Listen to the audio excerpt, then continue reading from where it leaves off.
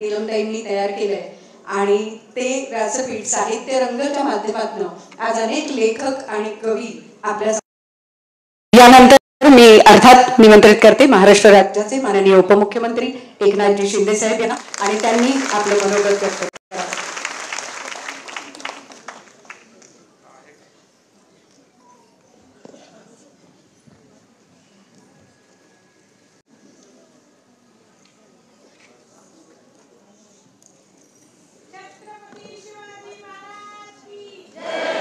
छत्रपती शिवाजी महाराज की जय. भवानी. चांगला आहे. आणि लाडक्या बहिणींचा सगळ्यांचा विजय तुमचा. तुम्हीच सगळ्यांनी सगळ्या इतिहासाने चमत्कार केलेला आहे. आजच्या दाई दिशा पुस्तक प्रकाशन सोहळ्याला उपस्थित आपले उच्च तंत्र शिक्षण मंत्री चंद्रकांत दादा, उद्योग मंत्री उदयजी सामंत, ज्यांनी पुस्तक लिहिलं दाई दिशा ते आपल्या उपसभापती नीलमताई गोरे, अध्यक्ष साहित्य महामंडळ मिलिंद जोशी, मराठी अभिनेत्री आपल्या निवेदिता ताई माने सराफ, बरोबर आहे ना, संपादक सकाळचे राहुल गडपाले, आशुतोष रामगीर, अंकित काणे, सर्व मान्यवर व्यासपीठावरील राजन साळवी आहेत, संजय मोरे, भानगिरे, सर्व मान्यवर आणि उपस्थित सर्व आपले लोकप्रतिनिधी, आमदार, सर्व लाडक्या बहिणी सगळ्या खालीवरती. लाडके बहिणी मेजॉरिटी आहे आणि लाडके भाऊ मायनॉरिटीत आहे.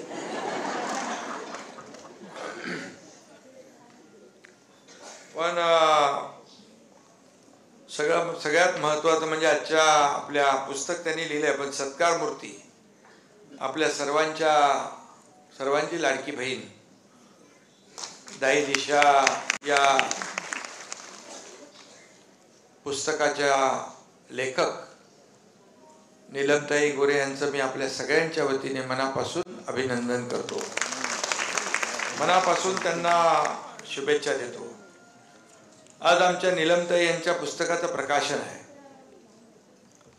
आणि ताईंचं ज्ञान पाहता मी एवढं सांगतो की ज्ञानाचं खोरं म्हणजे नीलमताई गोरे.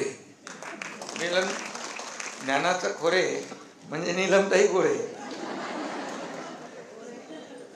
आणि पुस्तकाचं नाव दाई दिशा आहे. मी मगाशी विचारलं दाई दिशा काय आहे. म्हणजे दाई दिशा म्हणजे दाही दिशांनी आपल्याला जे काही संकट येतील त्याला मात करायची. आणि पण राजकारणात काही जण दिशाहीन झाले आहेत. पण नीलमताईंनी बरोबर बाळासाहेबांच्या विचारांची दिशा पकडली आणि म्हणून मी त्यांना मनापासून धन्यवाद देतो, मनापासून त्यांचं अभिनंदन करतो. उदय सामंत म्हणाले जाताना मी कुठला मंत्री होतो आणि येताना उद्योग मंत्री झाले. खरं म्हणजे नीलमताईंना म्हणालो मी एक पुस्तक लिहा, त्याच्यावर लिहा. ते पुस्तक लिहिणं फार अवघड होईल तुम्हाला, कारण ते अवघड काम होतं, सोपं नव्हतं, कठीण होतं ना.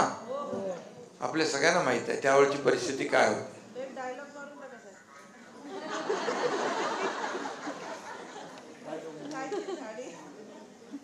ते आपले यांचे काय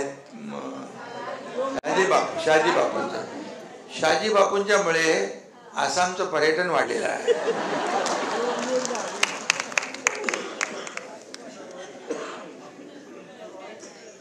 रॉयल्टी मी देण्यासाठी मुख्यमंत्र्यांना विनंती केलेली आहे तिकडच्या. खरं म्हणजे त्याच्यानंतर काही जाहिराती बघितल्या मी आणि त्याच्यावर शहाजी बापूचे ते डायलॉग असायचे, बरोबर ना. त्यामुळे उदय सामंत म्हणाले त्यांना, ताईंना पुस्तक लिहा आणि त्याच्यावर एक मोठा सिनेमा काढा. आणि सगळ्या वरचा जो काही स्टोरी आहे ती सगळ्यांना माहीत आहे, पण खरी आतली स्टोरी मला माहीत आहे. त्यामुळे तुम्हाला काय म्हणतो आपण ते स्क्रिप्ट रायटर म्हणून तुम्हाला माझ्याशीच बोलावं लागेल. आता किती ते आत खोलवर त्याच्या कंगोरे आणि सगळ्या गोष्टी ज्या आहेत. आणि खरं म्हणजे गमतीचा भाग सोडा, परंतु ते जे काय आम्ही केलं ते या महाराष्ट्रातल्या जनतेने स्वीकारलं, यासाठी मला आनंद आहे. मला आठवतं मी काल परवा दादा आज कार्तिकी एकादशीची पूजा करायला गेलो होतो पांडुरंगाची, आणि ज्यावेळेस हा उठाव झाला त्याच्या अगदी लगेच आषाढी कार्तिकी होती, आषाढी एकादशी होती. आणि आषाढी एकादशीला मला तिथं पूजेचा मान मुख्यमंत्र्यांचा असतो. मी पूजा केली छानपैकी, आनंदात, अगदी समाधान वाटलं, कुटुंबासहित सगळ्या आपल्या लोकांसहित. मला वाटलं बाहेर आल्यानंतर लोकांच्या काय प्रतिक्रिया असतील. वारकरी 10-15 लाख वारकरी, 20 लाख वारकरी आषाढीला येतात. काल पण बघितलं 7-8 लाख वारकरी होते. पण चंद्रकांत दादा, मी बाहेर आल्यानंतर पोलीस म्हणाले तुम्ही लवकर गाडीतून, आपण सुरक्षेच्या दृष्टिकोनातून. त्यांनी मला आणखी काही सांगितलं ते मी इथे सांगू शकत नाही. परंतु बाहेर आल्यानंतर जी लोक उभी होती, लाखो लोक, त्यांनी जे काही हसतमुखाने माझं स्वागत केलं आणि जो जो काही जय जयकार केला, काय काय लोक स्वागतात बोलत होते. एकही माणूस असा नव्हता की त्याच्या चेहऱ्यावर आनंद नव्हता. मी ओळखलं की आपण घेतलेली भूमिका, आपण घेतलेला निर्णय या महाराष्ट्राच्या हितासाठी घेतलाय. हे वारकरी कधी राजकारणामध्ये कधी पडत नसतात, पण जे खरं आहे, सत्य आहे तेच बोलत असतात. ते त्यांच्या चेहऱ्यावरून दिसत होतं.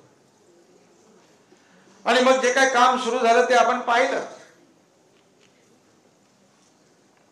मग या राज्यामध्ये रखडलेले प्रकल्प आपण पुढे नेले, विकास प्रकल्पांना आपण चालना दिली, लोकाभिमुख कल्याणकारी योजना आपण केल्या. आणि त्या योजना जास्तीत जास्त माझ्या लाडक्या बहिणींसाठी केल्या. सगळ्यात महत्वाची म्हणजे मुख्यमंत्री माझी लाडकी बहीण योजना आपण सुरू केली.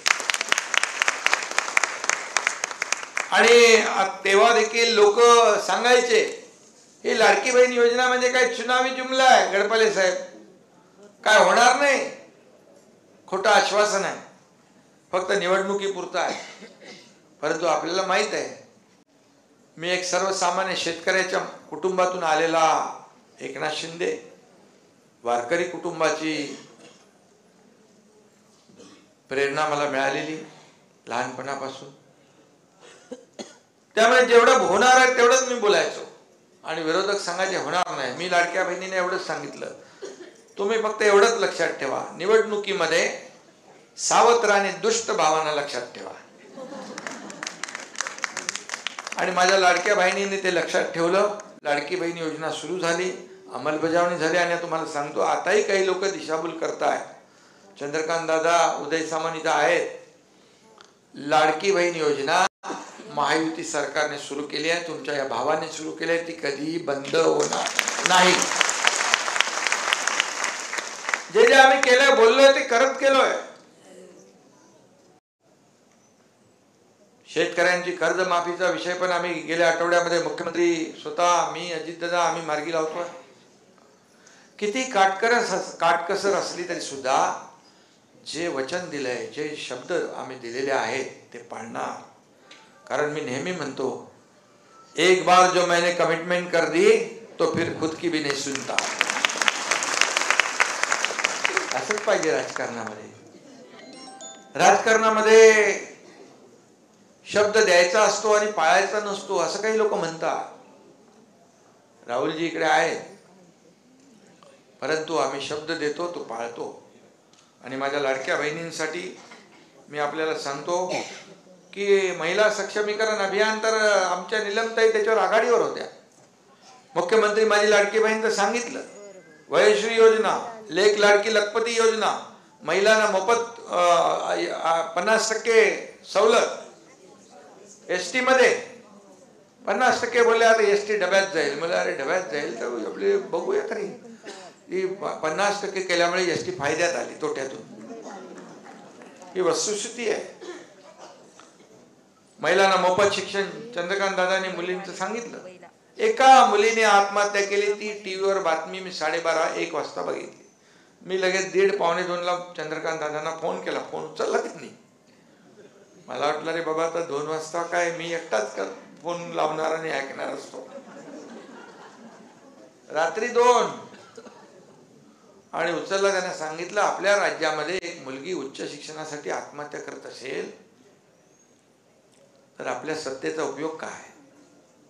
आणि आम्ही 50% फी मध्ये सवलत होती, ती 100% सवलत दिली. पिंक रिक्षा केली. शारती बार्टी महाज्योती मध्ये स्कॉलरशिप मुलींना दिली. बचत गटचा रिव्हॉल्विंग फंड आपण वाढवला. आशा अंगणवाडी सेविकांचा मानधन असेल, संगणक परिचारक आहेत. आईचं नाव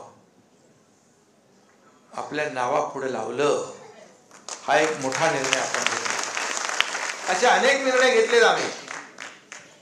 त्यामुळे एक संवेदनशील सरकार काय असतं हे या ठिकाणी म्हणजे आपल्या लाडक्या भावांसाठी पण घेतलेत आम्ही, लाडक्या शेतकऱ्यांसाठी पण, सगळ्यांसाठी घेतले निर्णय. समाजातल्या प्रत्येक घटकासाठी निर्णय घेतले. आणि निलमताई आमच्या त्या सर्व प्रक्रियेमध्ये होत्या. आणि म्हणून आज महिलांचं सर्व क्षेत्रामध्ये दबदबा आहे. महिला कुठेही पुरुषांपेक्षा मागे नाही. प्रत्येक क्षेत्रात महिला पुढे आहे. याचा अभिमान आहे आपल्याला, अभिमान. शेवटी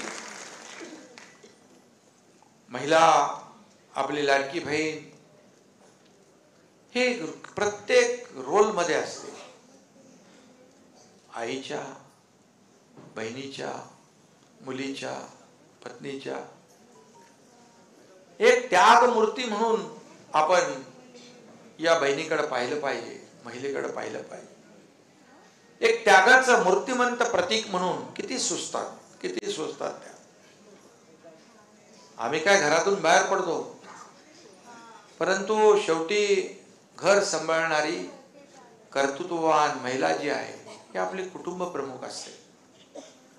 आणि आरोग्य विभागाच्या माध्यमातून अनेक योजना आपण निलमताई केल्या. महिला म्हणजे कुटुंब, आपली योजना होती ना, महिला सुरक्षित, माता सुरक्षित तर कुटुंब सुरक्षित. आला मंगेश चिवटे आला तिकडे. मुख्यमंत्री सहायता योजनेमधून एवढी कामं केली आपण. हजारो रुग्णांना आपण त्यांचे प्राण वाचवले. मला आठवते कोल्हापूरच्या एका सभेमध्ये शासन आपल्या दारी हा कार्यक्रम होता. तिथे एक मुलगी आली, तिच्या आता तेवढं छोटं बाळ होतं. ती आली, समोर उभी राहिली. दादा मी विचारलं, काय तुझं काय काम. मला वाटलं काय ते काम असेल. ती हिंदीत बोलू लागली, इसका नाम दुआ है. अच्छा. मैं काय काय क्या हुआ. बोले दुआ है तो क्या हुआ. मैं बोले काय था. ती म्हणाले आपने मुख्यमंत्री सहायता निधि में से पैसे दिए और मेरे बेटी का ऑपरेशन हुआ, इसके लिए इसकी जान बच गई, इसके लिए मैं उसका नाम दुआ रख दिया. कोणाला माहित काय किती कुठं आपण केलं. महिला भगिनींसाठी, मुलींसाठी, आणि म्हणून खूप सगळ्यांची मी वेगवेगळ्या क्षेत्रामध्ये उत्तुंग भरारी आपल्या महिलांनी घेतलेली आहे, याचा अभिमान आपल्याला आहे. महिलांच्या टीमनं कालच आता साऊथ आफ्रिकेला हरवून वर्ल्ड कप जिंकला आणि भारतीय महिलांनी इतिहास रचला. त्या टीमचं देखील अभिनंदन केलं पाहिजे. आज आपण कॅबिनेटमध्ये अभिनंदन केलं, मी आठवण केली मुख्यमंत्री महोदयाने, आणि त्याचे अभिनंदन देखील झालं. जिद्द, धडाडी आणि अचूक निर्णय घेण्याची क्षमता जी आहे ती तुमच्यामध्ये असते, तुमच्यामध्ये असते. आणि त्यामुळेच त्या महिला संघाने त्यांचं मी स्टेटमेंट ऐकत होतो की अगदी शेवटच्या क्षणापर्यंत एकजूट त्यांनी ठेवली, डिमॉरलाइज नाही झाल्या त्या, आणि त्यामुळेच त्या जिंकल्या. आणि जिद्द, धडाडी आणि अचूक निर्णय घेण्याची क्षमता आमच्या लाडक्या बहिणीकडे, नीलमताईकडे पण आहे, आणि म्हणून त्यांनी योग्य निर्णय घेतला. नीलमताई राजकारणातल्या खऱ्या अर्थाने नीलम रत्न पण आहे ना.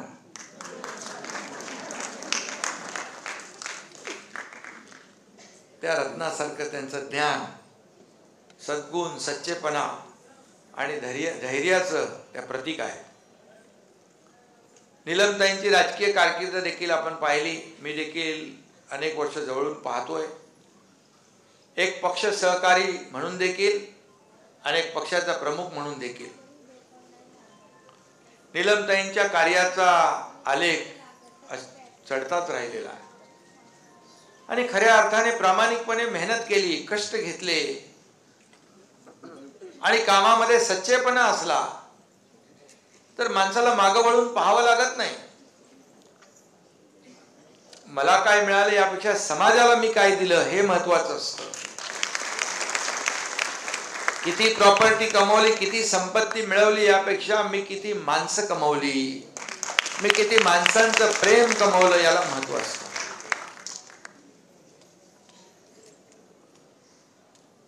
आणि म्हणून नीलमताईंसारख्या समाजामध्ये अनेक आपल्या बहिणी आहेत, ते असं काम करतायत. मी नेहमीच सांगत असतो, राजकारणामध्ये किंवा आयुष्यामध्ये अनेक उतार चढाव येत असतात, अनेक कटू प्रसंग येत असतात, अनेक संकट येत असतात, अनेक वेळा संघर्ष करण्याची वेळ येत असते. परंतु माणसाने कधी डगमगता कामा नये. बाळासाहेब सांगायचे, बाळासाहेबांचे विचार, आनंदीगे साहेबांची शिकवण ही आपण घेऊन आपला पक्ष पुढे नेतोय. आणि म्हणून प्रेमाने आपल्याला सगळं जग जिंकता येतं. सत्तेची हवा डोक्यात जाता कामा नये. सत्ता आज आहे, उद्या नाही, परवा आहे. सत्ता येते, सत्ता जाते, पुन्हा येते. नाव गेलं की पुन्हा येत नाही, हे बाळासाहेब सांगायचे. बाळासाहेब सांगायचे, दिघे साहेब सांगायचे. आणि म्हणून नीलमताईंनी देखील हे प्रामाणिकपणे पथ्य पाळलेलं आहे. त्यांना सभागृह चालवतानाही आम्ही पाहिलंय. सुरुवातीला ते आमच्या विरोधात होत्या. विरोधात म्हणजे विरोधातल्या पक्षात. पण तुम्ही कधी आम्हाला ते जाणवू दिलं नाही. शेवटी त्या चेअरवर बसल्यानंतर तिथं पक्षविरहित राजकारण आपल्याला करावं लागत असतं. पक्षविरहित आपल्याला सभागृहाचं कामकाज करावं लागत असतं. आणि ते आपण केलं. जास्ती कोण बोलायला लागला की लगेच त्याचा आवाज बंद करायचा. तर आमच्या हातात नव्हतं. मुख्यमंत्री होतो तरी माझ्या हातात नव्हतं, पण नीलमताईच्या हातात होतं. आणि म्हणून स्त्री सक्षमीकरणाच्या आणि दलितांच्या शोषणाविरोधात प्रखर भूमिका मांडणाऱ्या सामाजिक कार्यकर्त्या म्हणून नीलमताईंचं योगदान मोठं आहे. आपण सगळे त्यांना नीलमताई म्हणतो, आपल्या सगळ्यांचा हक्क आहे. उपसभापती किंवा शिवसेनेच्या नेत्या एवढ्यापुरती त्यांची ओळख मर्यादित नाही. त्या कायम मार्गदर्शन करणाऱ्या मोठ्या बहिणीच्या भूमिकेत नेहमी राहिलेल्या आहेत. त्यांच्याशी कोणत्याही विषयावर बोललं तरी त्यांना सगळ्या विषयाचा व्यवस्थित अभ्यास असतो. ते नेहमी अभ्यास करत असतात, वाचत असतात, पुस्तकं लिहित असतात. त्यामुळे आम्हाला तेवढा वेळ मिळत नाही. त्यामुळे पण एकदा जो माणूस लिहितो आणि वाचतो त्याचं बरोबर डोक्यात लक्षात बरोबर सगळं राहतं. आणि त्यामुळे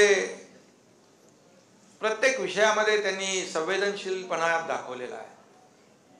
महिलांच्या बाबतीत तर खऱ्या अर्थाने विशेषत्वाने त्यांनी नेहमीच आग्रही भूमिका मांडली. जिथं अन्याय तिथं नीलमताई धावून जायच्या. जिथं कुठलीही दुर्घटना घडली, घटना घडली, नीलमताई पोहोचल्याच. हे त्यांनी जबाबदारी स्वीकारली होती. जबाबदारीने जेव्हा जबाबदारीचं भान ठेवून माणूस काम करतो त्यावेळेस समाजाला एक आधार मिळतो. अनेक प्रसंग घडतात. मी लेक लाडकी लखपती वगैरे, लाडकी बहीण वगैरे योजना आपण केल्या. परंतु जेव्हा आपण पुण्याला गेलो, वैष्णवीच्या घरी तिची आई मला म्हणाली, आज आनंद दिघे साहेब असते तर त्यांनी हे केलं असतं. मी त्याच वेळेस निर्णय घेतला आणि आपले लाडकी सून अभियान आपण सुरू केलं. कुठल्याही भगिनीने, सुनेने टोकाचं पाऊल उचलू नये. जीव एवढा अगदी स्वस्त नसतो. जीवाचं मोल खूप मोठा आहे. म्हणजे अशा परिस्थितीमध्ये जेव्हा कोणी येतं, एकदा जेव्हा सर्व रस्ते संपतात, तेव्हा टोकाची भूमिका म्हणजे ती आत्महत्या. आणि म्हणून यापासून परावृत्त झालं पाहिजे. आणि जे कोणी लोक आपली देखील मुलगी दुसऱ्याच्या घरी नांदते तेव्हा आपल्याला वाटतं की आपल्या मुलीने देखील चांगलं, आपल्या मुलीला चांगलं वागवलं पाहिजे. तशीच आपली जबाबदारी पण प्रत्येकाने जाणीव ठेवली पाहिजे. आपल्याकडे आलेली सून कुणाची तरी मुलगी आहे, कुणाची तरी बहीण आहे. आणि म्हणून धर्मवीर आनंद दिघे साहेबांनी टेबी नाक्याला, ठाण्याच्या जिथं जिथं अन्याय व्हायचा तिथं सगळ्या गोष्टी मी तुम्हाला सांगत नाही, ते सिनेमामध्ये बघितलं असेल आपण. आणि एक घाव दोन तुकडे, हिशोब लगेच ऑन द स्पॉट, ताबडतोब, no reason, on the spot decision. शेवटी अशा लोकांना असंच उत्तर दिलं पाहिजे जे समाज विरोधी आहे, समाजद्रोही आहे, माणुसकीला काळीमा फासणारे काही लोक आहेत. यांचा हिशोब असाच झाला पाहिजे. आणि म्हणून अशा वेळेस नीलमताई नेहमी धावून जायच्या. पण त्या उपसभापती, सभापती, लेखक सगळं काय त्यांनी काम केलं. ते आयुर्वेदिक डॉक्टर पण आहे. मी विचारलं त्यांना मागाशी, जमाल घोटा हे औषध त्यांना माहित असेल, पण जमाल घोटा त्यांनी नाही दिला, जमाल घोटा आम्ही दिला. ते डॉक्टर आहेत, मी डॉक्टर नसलो तर छोटे मोठे ऑपरेशन करतो.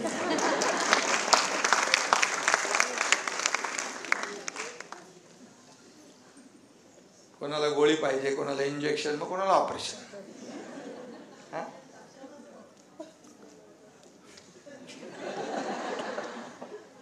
त्यामुळे बाळासाहेबांची जी पद्धत आहे आणि जे विचार आहेत, आनंद दिघे साहेबांच्या सोबत आम्ही काम केलं. त्यामुळे जिथं अन्याय दिसेल तिथं अन्याय विरुद्ध लढणं ही शिकवण. आणि नीलमताईंनी देखील तेच आत्मसात केलंय. अन्याय विरुद्ध लढण्याचं काम त्यांनी केलं, अन्यायाला वाचा फोडण्याचं काम त्यांनी केलं. अन्याय सहन करणं देखील अन्याय करणे एवढंच तोही गुन्हा आहे.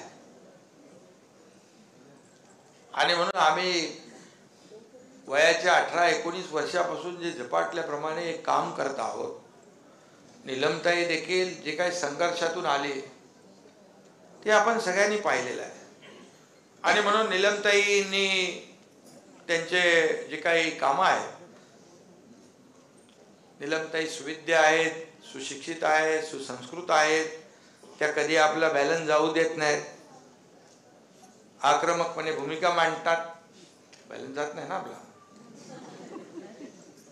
आणि आमचा कधी कधी होऊ शकतो असं इकडे तिकडे रागाच्या भरात. सभागृहामध्ये तुम्ही पाहता कधी कधी इथं कुठे एक समोरून काहीतरी वेड्या वाकडं बोलल्यानंतर ते थोडे ऐकून घेणार आपण. तुम्हाला त्यांना सभा थांबवावी लागते, त्यांना माहीत पडतात एकनाथ शिंदे आता. आणि म्हणून अन्यायग्रस्त वंचित गोरगरीब महिलांचे प्रश्न मांडण्यामध्ये सोडवण्यामध्ये नीलमताईंनी एवढे वर्ष घालवले. पंचायत राज, महिला विकास, स्त्रियांवरील अत्याचार, हुंड्याची प्रथा, सामाजिक विषमता अशा अनेक विषयांवर त्यांची हजारो भाषणं झाली. खूप भाषणं त्यांनी केली. 1993 साली भूकंप लातूरला झाला, 2000 साली गुजरातमध्ये झाला, त्यावेळेस देखील त्यांनी मदतीचा हात दिला. सगळी माहिती घेतली मी. आणि विविध आंदोलनाच्या वेळी देखील त्यांनी वेगवेगळ्या अनुभवातून त्या गेल्या टाऊन सुलाखून नीलमताईंचं व्यक्तिमत्व घडलेलं आहे. आणि शिवसेनेतील त्यांच्या योगदानावर शिवसेना योजना कक्ष, प्रवास एका संघर्षाचा, शिवसेनेतील माझी 20 वर्ष आणि शिवसेनेतील निवडक भाषणं ही पुस्तकं देखील आहेत.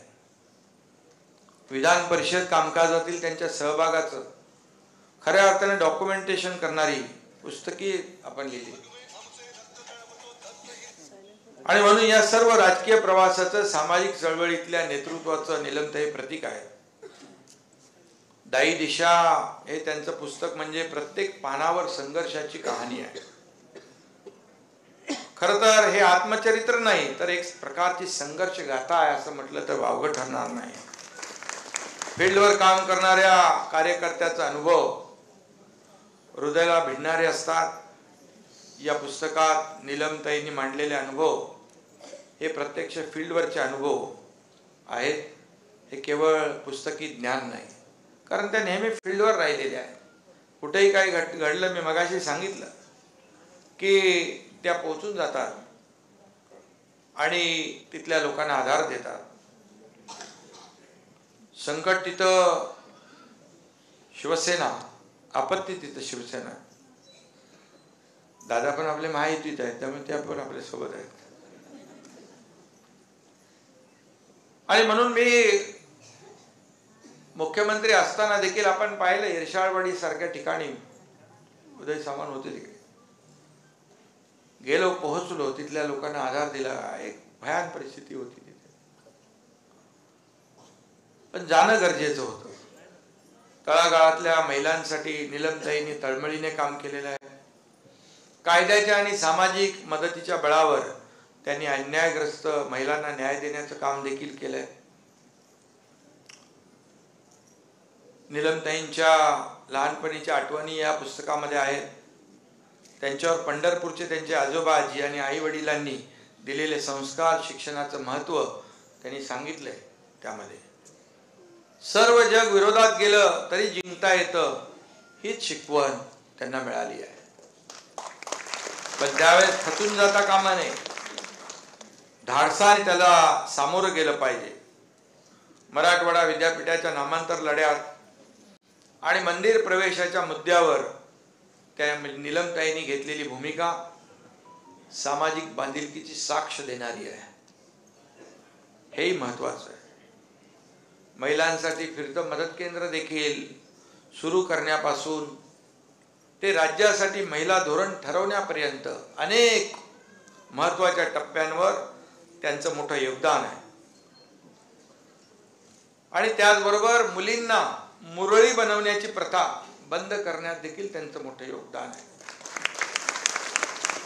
महिला सरपंचांना अधिक बळ देण्यात देखील त्यांनी काम केलं.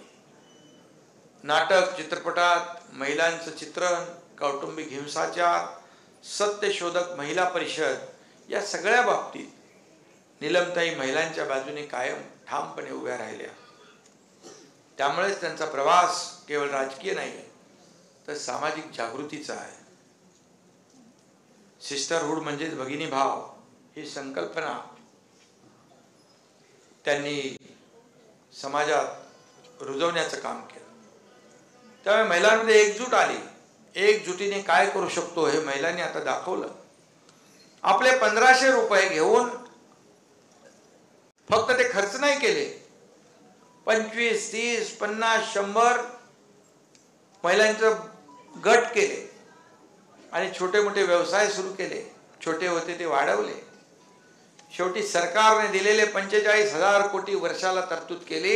हे शेवटी आले अर्थव्यवस्थेतच आले. आणि त्यामुळे ठाण्याला एक वडापावची गाडी एका लाडक्या बहिणीने केली 1500 रुपये. त्याचं नावच दिलं लाडकी बहीण वडापाव. मला एक जण म्हणाला, बोले त्यांनी बोलवले तुम्हाला तिकडं. बोल ठीक आहे. एक कार्यक्रम करून मी गेलो तिकडे, तर बघितलं अख्खा कुटुंब त्या गाडीवर काम करत होतं. आणि पैसे किती मिळत होते दिवसाला? त्यांचा पूर्ण जो व्यवसाय व्हायचा तो 1200 रुपये दिवसाला. चहा, वडापाव सगळं.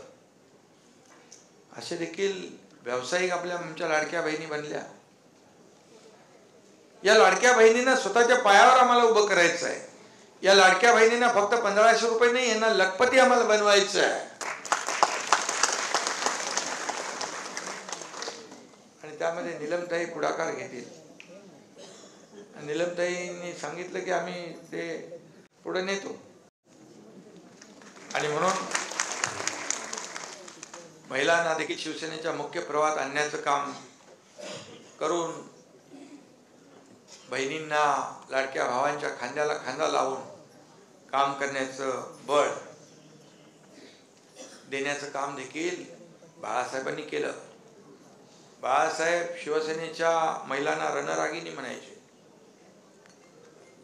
आणि आज नीलमताई विधान परिषदेच्या उपसभापती आहेत. त्यांच्या रूपात 55 वर्ष नव्हते कोण उपसभापती महिला.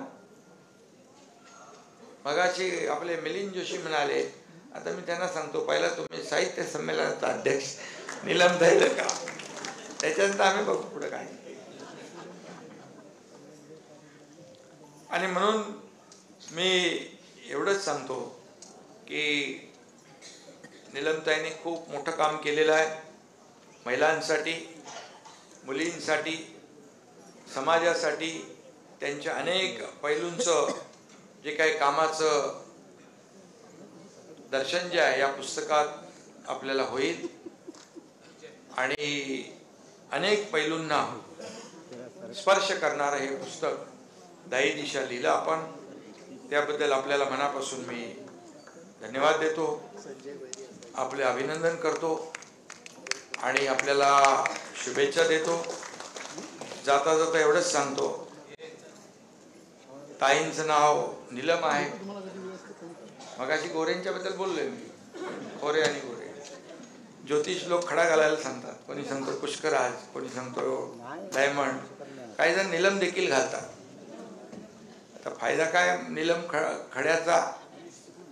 म्हणजे नकारात्मक ऊर्जा, वाईट गोष्टी, वाईट नजर यापासून नीलम संरक्षण देते. पालेजी मी काय असं याच्यावर विश्वास माझा नाही आहे, पण मी सांगतो. पण वाईट नजर असते.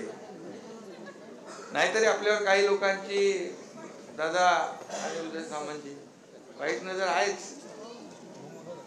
बुरी नजर वाले तेरा मुंह काला, विधानसभा में 2 डाला, अब पालिका इलेक्शन में पड़ेगा फिर पाला.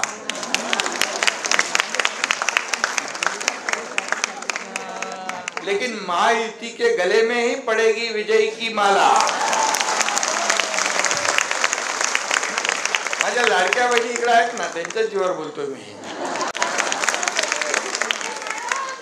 मला सगळ्या पदांपेक्षा 2.5 कोटी लाडक्या बहिणींचा लाडका भाऊ ही मिळालेली ओळख सगळ्यात मोठी आहे। दादांनी मगाशी त्याचा उल्लेख केला। ताई थांबा, आता निवडणूक जाहीर झालेली आहे आणि मी एवढंच सांगतो, तुमचं काम असंच निरंतर सुरू ठेवा, असंच निरंतर सुरू ठेवा। तुम्हाला शुभेच्छा देतो। आगे बढ़ो ताई, आपके पीछे खड़ा है आपका ये भाई।